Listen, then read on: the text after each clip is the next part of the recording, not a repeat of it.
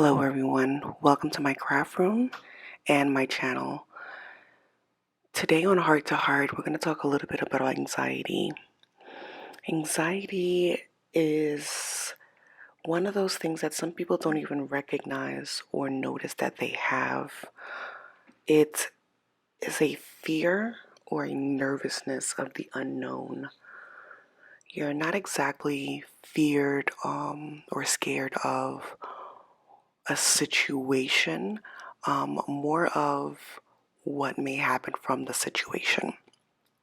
Now, I'm going to give you a full disclaimer. I am currently at a hotel with my family. We're taking a little trip to SeaWorld and Aquatica.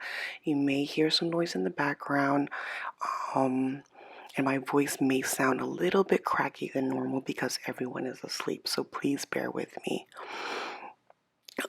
So anxiety. Anxiety is one of the things that I think we say a lot, but we don't recognize how severe it can be. Sometimes we can cause ourselves to go into an anxiety attack, and sometimes it's something that we have absolutely no control over. Now, some anxieties are some type of like social phobia. Some of it is from um, maybe not knowing what is going to happen, of a situation, or handling a situation. It could become very overwhelming, and you just start feeling so much symptoms. Nervousness, you feel like you are waiting for some type of danger to happen. Your heart just begins to start racing. You start breathing heavy or shaking or sweating. You may feel like you're unable to sleep because you're worrying about things. And some of our anxieties can find some type of relief, and sometimes we may not. One of the anxiety symptoms that I exhibit is shaking. I will sometimes shake throughout the night, or you will just see my legs just tapping. Now, is there something specifically that is happening? No. Most of the time, I am just sitting or I am just watching a movie, and I will start to shake for absolutely no reason. Um, And most of the time, people see it and they'll ask, "Are you okay? Are you worried?" I'm just like, "No, I'm fine. I'm just anxious, but I don't know why I'm anxious." Um, and in my last segment, I talked about the body keeps count, right? So, though that I may not have a specific reason as to why I feel anxious or why I feel tired, I mean, not tired, but I feel a sort of panic or fear, my body does know. And in some ways, it kind of all revolves around the death of my friend because it's not something that I had experienced before. Now, doctors, due to like a lot of the crisis, the opioid and stuff like that, some of the medications that actually would help with it we can't take, right? Because of addictions and things like that. Um, the medication that I currently take, it does not, it helps to relieve just slightly, but it doesn't take it away. Now, the issue with anxiety is because it's uncontrollable, right? We can feel everything from it, if that makes sense.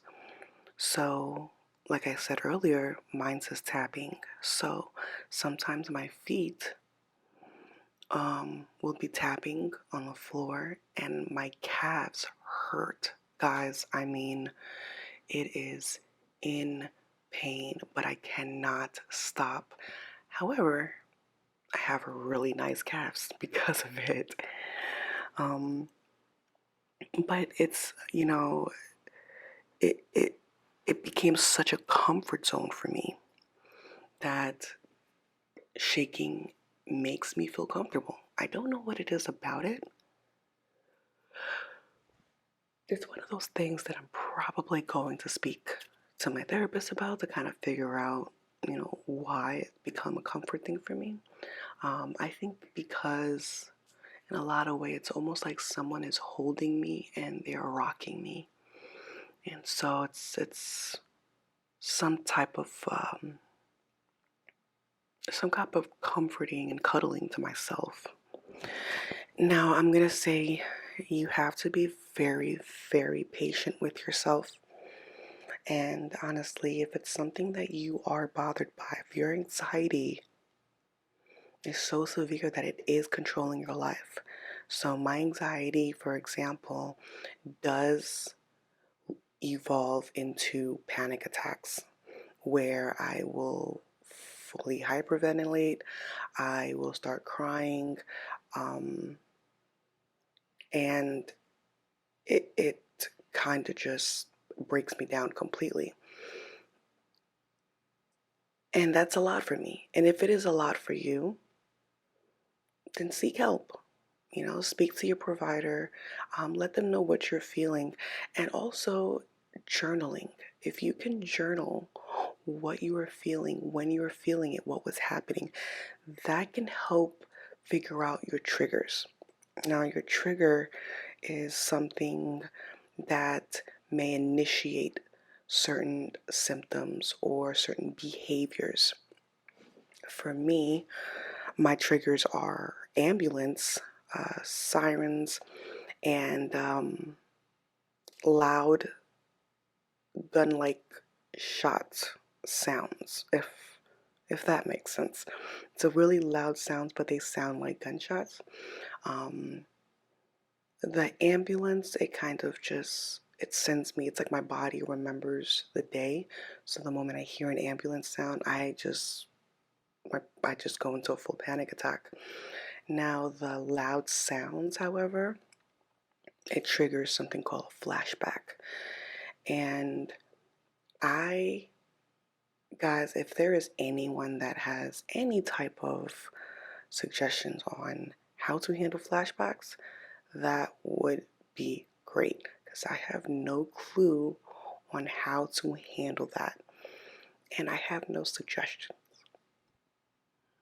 Now, flashbacks are literally where you kind of have a image or a movie like playing in your head as to what that sound or what that trigger reminds you of. And it can be, guys, it sucks. That's just the best way for me to say it. It really sucks because you can be doing better and then it just sets you back. It's one of those things that it almost feels like a crutch, and I have not yet figured out how to handle flashbacks. But those are some of the things that triggers can do, right? Um, Being that we said, like you said, that where your body keeps count. So though we may not be thinking about certain things, although we may not have that going through our mind at the time, we're going to feel as though we are reliving that traumatic event. Know that it's okay. I say it's okay because that's what everyone else tells me. But it is hard. It is not something you get used to, and it's not something you want to get used to. You have to be so cautious and careful with who you're around and what's around. You're kind of hypervigilant. You're always looking to see what can cause you a trigger or what may cause you to have anxiety or panic attack.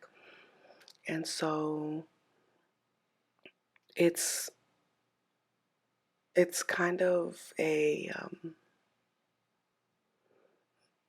it's a hard thing to handle and a hard thing to deal with, but we can. We can deal with it. We can get through it with time. And for some people, I know that's something that I struggle with because for me, I want to get better tomorrow. Like, I want it to be a 24-hour turnaround thing. And that's not realistic. And some people can get over it in a week. Some people it could take months, and some people it can take years. And for those that it may take years for, after that 1 year pass and you realize that things are not getting better and you are still having some issues and you still have to handle things a specific way so that you can have somewhat of a normal life, it does exhaust you. It makes you feel so pathetic. And we have to stop being hard on ourselves like that. We have to recognize that our body is trying to handle something in a way that we may not be able to comprehend.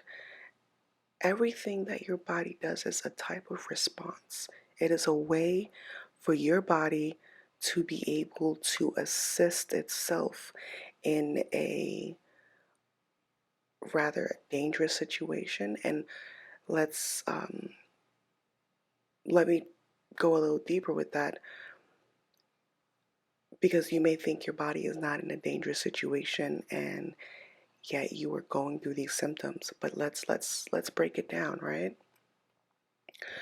You are worried because of, let's say, I don't know, you're in a social area in a group of people, right? You're worried, you're scared, you're going to have a panic attack in front of everyone. It is making you feel that fear, right? Well, think about it. Your body thinks that you are in danger. You're in danger of rather embarrassing yourself. You're in danger of having an anxiety attack. You're in danger of other people. Your body itself remembers why it believes it is in danger. There is something that is linked to that, right? So then it causes you to have an anxiety attack to make you leave that situation, right? That's all part of fight, flight, and freeze. Your body is doing what it needs to do to get you into a safe environment. So your body's doing what it's supposed to do, right? But we have to teach our body that everything's okay. And that doesn't happen by itself. That's with therapy. I want to know how many people have had anxiety or have felt anxiety. I apologize for the noise outside, guys. How many people have felt anxiety or has anxiety and wonders how it is helping them or what is causing the anxiety? How many of you have figured out why that triggers you? What is the root of the problem? I think in many ways we handle the here and now, but we don't figure out what the root is. And the root is very important because the root is the start of everything, right? The root is the start of a plant. The root is the start of a family tree. The root is everything. So how many people have done that soul searching to figure out the root of their problems? And what are some things that you experience when you are having anxiety attacks? And if you have flashbacks, how do you handle it? What are some things that you do that helps you to get through those hard times? These are questions that we have to ask ourselves, or questions that, even if you think about questions that you would ask someone else to get an answer to help you with your problems, you have to figure out questions for yourself before you could really bring it to your psychiatrist, right? Or your therapist. Now, there are good therapists out there that will figure the questions out for you. Like it'll pop up in their minds for you, right? But ask yourself these things. Figure out where and what you need.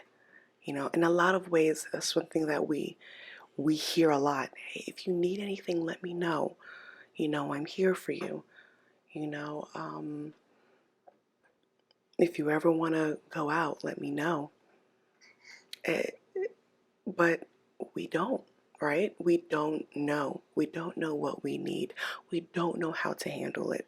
We don't know what to do. And we can't tell you sometimes because we're still trying to figure it out.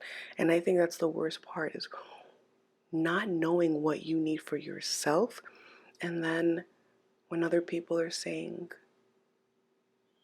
how can I help you? What do you need? What can I do to make the situation easier for you? And you're like, I don't know.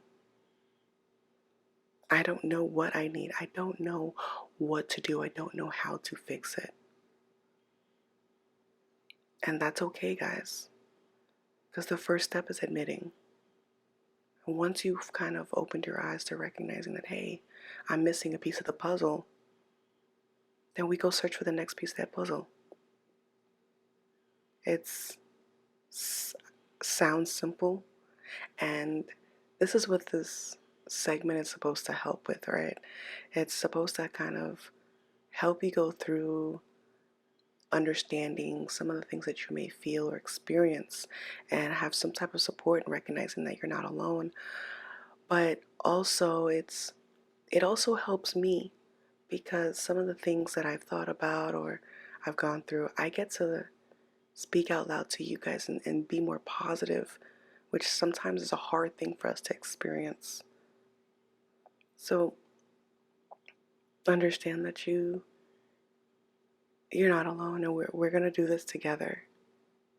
And I really hope that we can start a live or start a premiere where we can all chat and we can all talk about some of the things that we have experienced and some of the ways that we have handled it, and help this community to be stronger and find a way to fight through these things. Nothing is wrong with you. You're perfect. You are the way you're supposed to be. Anxiety, panic attacks, any mental illness, you are the way you're supposed to be. You are perfect. And the things that may feel like it's hurting you, it's making you stronger day by day when we get through it.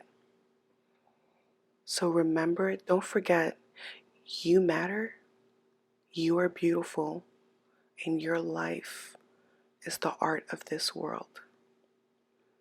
Thank you for being with me through this scrapbook page and through this segment, and I hope you have a good day. Bye.